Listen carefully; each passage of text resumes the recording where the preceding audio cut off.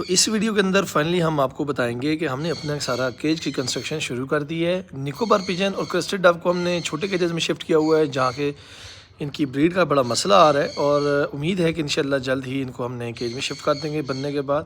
اور ابھی چلتے ہیں ماشاءاللہ جو ہمارے باقی برڈز ہیں جسٹ لائک ریڈ گولڈن فیزنٹ، ہم نے سب کو ایک جگہ پہ اکٹھا میلوں کو چھوڑا ہوا ہے۔ اس کی وجہ یہ ہے کہ ہمارے پاس ابھی کیجز کی بہت زیادہ کمی ہے۔